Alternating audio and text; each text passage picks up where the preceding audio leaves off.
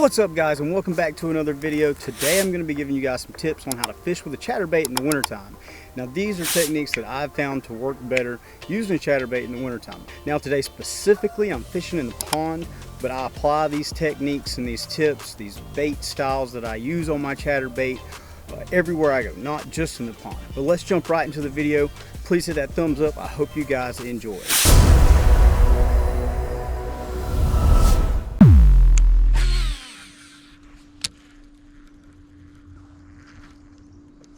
Oh,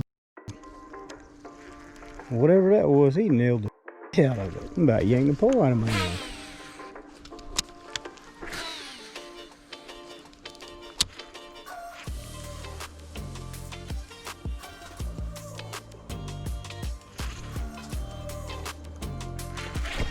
There he is. There he is. I got him with the chatterbait. Is this a toad? I think this is a big one, boys. I think it's a big one. I think it's a big one. Come on, son. It is a big one. Holy cow. Oh, there he is. Look at the colors on him. It's like he's got an orange tint to him. Sweet. With a jackhammer chatterbait. Now what I was doing there, guys, I was just slow rolling it. Super slow. I just caught this nice little chunker here with a chatterbait. She's so pretty and light colored. Now the fish I've been noticing have got like an orange tint to them lately. I think that is because the water is so dirty and muddy, and it kind of has an orange tint to it. Let's go ahead and let this beauty go.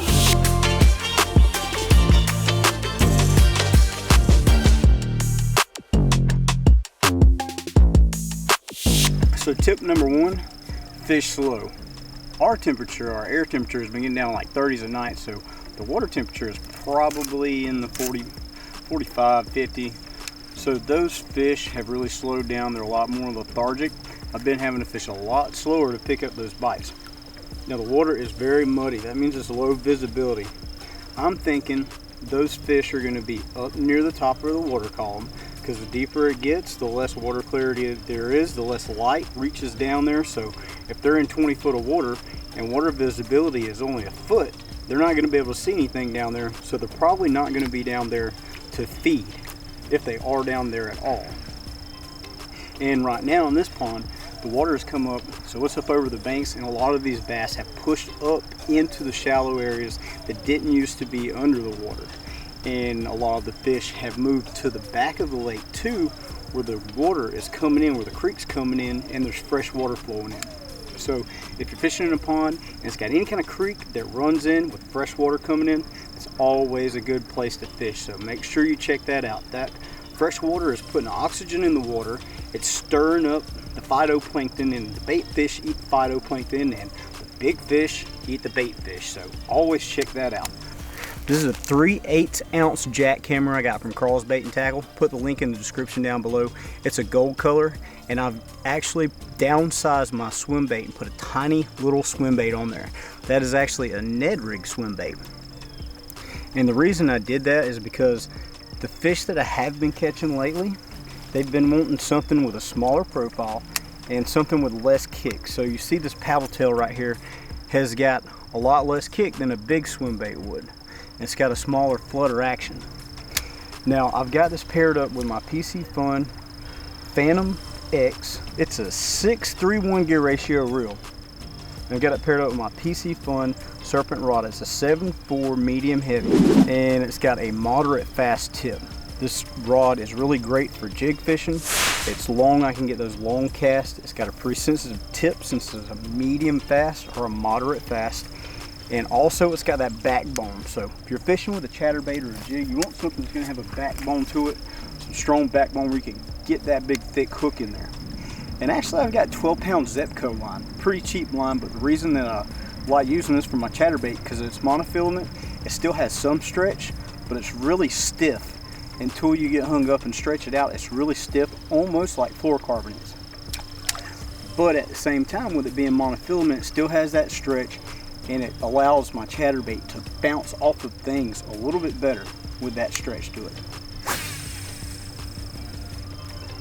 Now let's go over how I'm fishing this chatterbait right here.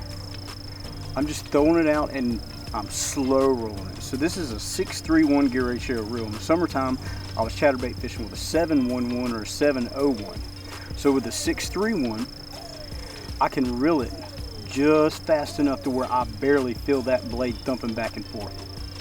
Just slow rolling it. And if I feel it hit like a piece of cover or grass, or I feel grass get on it, that blade stop, I kind of twitch that grass off and keep going.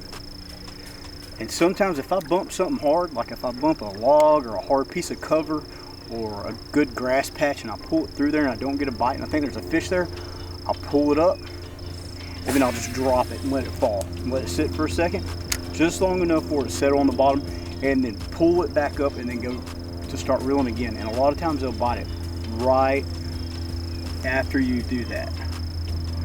Right after you pump it up and drop it, or either right after you continue the tree, they like to bite it. Another reason I'm fishing this chatterbait too right now, water visibility is so bad, those fish can't really see.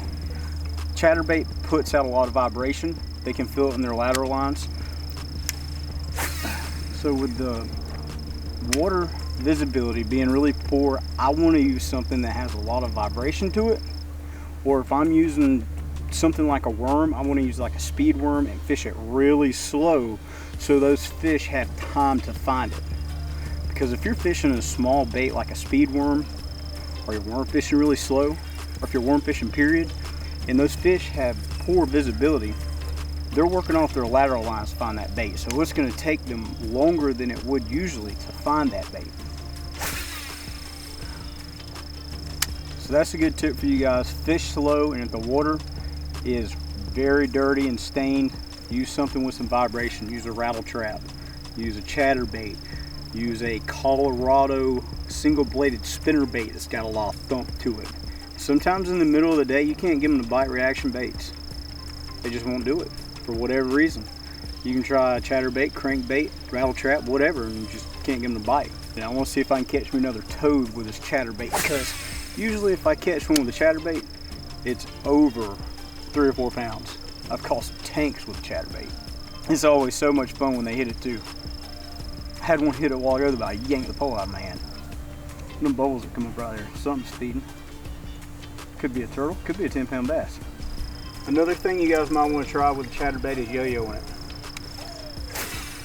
Let it hit the bottom, pull it up, then just let it fall. And a lot of times you'll feel them, doom, they'll hit it on the fall. Now, if I'm doing that, if I'm yo-yoing and I know I'm going to be yo-yoing, I like to use a faster gear ratio reel, because a lot of times they'll hit it on that fall and they'll start swimming towards you, and you can't catch up with them this slow gear ratio reel fast enough to get the hook in them. And by the time you catch up with them, they'll spit the hook out. So I like using like a 7-6 one if I know I'm doing that and that's how they're biting. And I've had times where that's the only way they will bite a chatterbait, on the fall, yo-yoing it. But lately they haven't been hitting it like that. They've been hitting it whenever I'm just kind of slow rolling it, creeping the bottom really slow, dragging it along. Now guys, one thing you don't want to do is let yourself get worked up. I have a very bad habit of that. So I'll catch a fish, I'll be working my bait really slow, then I'll catch a fish, I'll get all excited, and then I'll start working my bait faster, I'll start reeling faster, I'll start fishing different. And if you watch the pros that fish tournaments, you see them do it sometimes too, especially with the new major league fishing. You know, some of those guys, they know whenever somebody else catches a fish and they're getting close to them. I think it was last year I seen a guy, he was catching them frog fishing, and this other guy was starting to get close to him, coming up right behind him. The guy had been fishing the same way all day. All of a sudden he kicked it into gear and started fishing real fast because he was nervous, and he quit catching fish. So don't make that mistake and start fishing too fast just because you get excited. You got to just take a minute, woosah, calm down, start thinking about how you were fishing, and go back to fishing slow like that.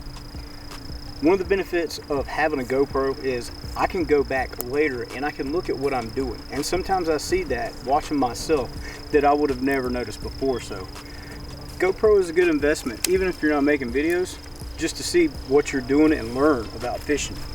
Every time I catch a fish, I go back and look and see exactly what I was doing.